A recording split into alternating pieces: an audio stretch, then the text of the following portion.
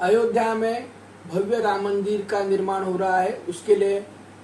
हम बधाई देते हैं। लेकिन देश के प्रधानमंत्री ने देश के अंदर जब 80 करोड़ लोगों को खाना नहीं मिल रहा, लोग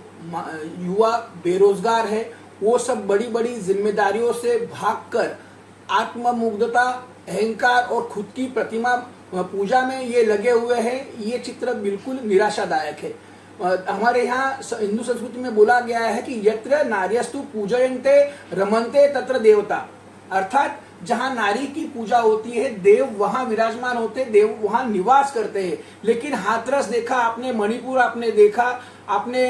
महिला रेसलर की स्थिति देखी और महिलाओं के ऊपर जिस प्रकार से बलात्कार हो रहे हैं उसके ऊपर प्रधानमंत्री का मौन देखा। ये सभी बातें अपने आप में निराशाजनक है। और इस मंदिर की गर्भगृह में आज की तारीख में जो 5 नाम आए हैं कि वही पूजा करेंगे, ये भी अपने आप में दुखदायक बात है। क्योंकि राम जी ने जिस समय अश्वमेध यज्ञ किया था उस समय वहां सीता जी नहीं थी, तो उन्होंने सीता जी की मूर्ति बना के वहां अपने बाजू में रख के फिर वो हिंदू संस्कृति के माध्यम से पूजा पाठ पूरा किया। जब तक सपत्निक वहां आदमी यजमान वहां नहीं बैठते हैं, जब तक पूजा का वहां फल नहीं प्राप्त होता। तो हिंदू संस्कृति के बारे में इतने सब विद्वान लोग, यहाँ जानकार लोग होने के बावजूद वहां किसी भी प्रकार का जिस प्रकार से जो होना चाहिए वो नहीं हो रहा है, वो अत्यंत कष्टदायी है।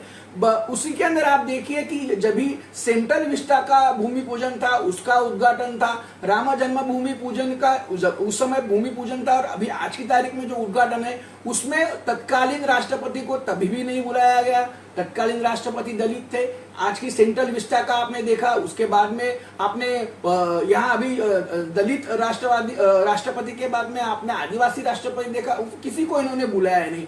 और महत्व की बात ये कि राम जन्मभूमि का जो आंदोलन है उसकी शुरुआत लाल कृष्ण आडवाणी जी और मुरली मनोहर जोशी जी ने की, और वो आज की तारीख में वो देश में उपलब्ध है, देश में है, उनको निमंत्रण नहीं, उनको वहां किसी प्रकार से बुलाया नहीं जाना, ये अपने आप में एक घर के ज्येष्ठ लोगों का उनका अपमान है। तो ये पूरा देखने के बाद, चित्र देखने के बाद एक आम आदमी में जो मैसेज जा रहा है कि आप धर्म की राजनीति कर रहे हैं और एक अपने आप में खुद की प्रतिमा का आप किस प्रकार से लोगों तक जाएगी उसका आप ये कर रहे हैं। और इस गर्भगृह की विधि में प्रभु रामचंद्र जी को आईना दिखाने का एक विधि है, वो नरेंद्र मोदी जी प्रभु रामचंद्र जी को आईना दिखाने वाले हैं। पर 2014 से जो काम आज तक 2023-2024 तक नरेंद्र मोदी जी ने जितनी गलतियां, अहंकार और जितनी तकलीफें लोगों को दी है, उसका आईना अगर प्रभु रामचंद्र जी ने मोदी जी को दिखा दिया तो उनकी क्या स्थिति होगी, वो तो कल्पना से भी परे है।